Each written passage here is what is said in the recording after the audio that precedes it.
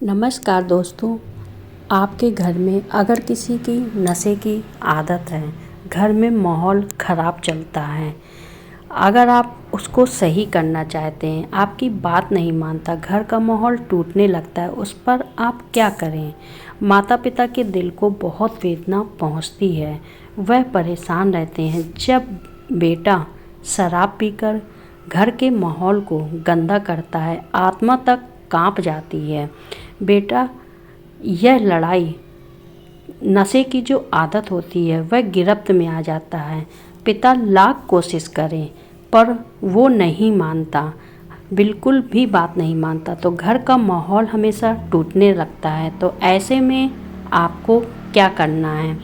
माता पिता के दिल की वेदना सबसे गहरी होती है, जिसे उन्होंने अपनी उंगली पकड़कर चलना सिखाया, हाथ नशे के गिलास तक पहुंच जाए, यह बहुत शर्म की बात है। आत्मा कांप जाती है।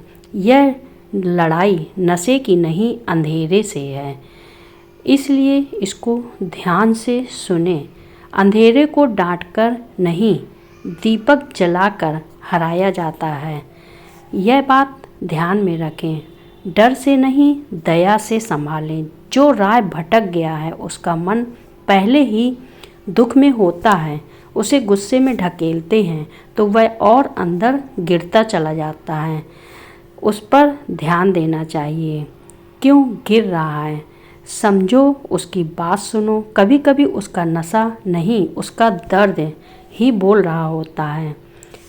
इस बात को गौर से समझिए और सुनिए।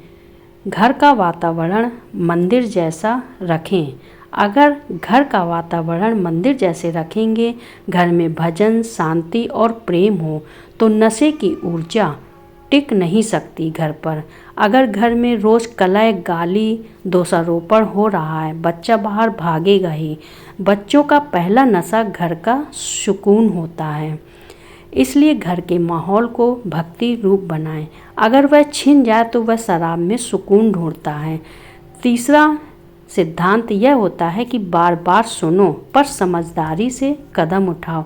अगर स्थिति बिगड़ चुकी है और तो किसी विशेषज्ञ, काउंसलर या किसी से भी सलाह ले लें, मदद ले लें। यह कमजोरी नहीं है, यह माता पिता का साहस है। जैसे हम नशा करते हैं तो हमें उसको सुधारना चाहिए। शरीर के घाव पर मलहम लगाना चाहिए, वैसे ही मन के घाव को भी उपचार देना चाहिए। चौथा सिद्धांत है प्रार्थना और संगति। जब घर में रोज प्रभु का गान होगा, प्रभु में भक्ति में लीन रहेंगे, उनका नाम लिया जाएगा, तो धीरे धीरे भीतर की आग बुझा देता है। अपने घर के माहौल को बेटे के नाम से रोज एक दीपक जलाओ और बोलो, हे प्रभु, मेरे बच्चे को विवेक दो।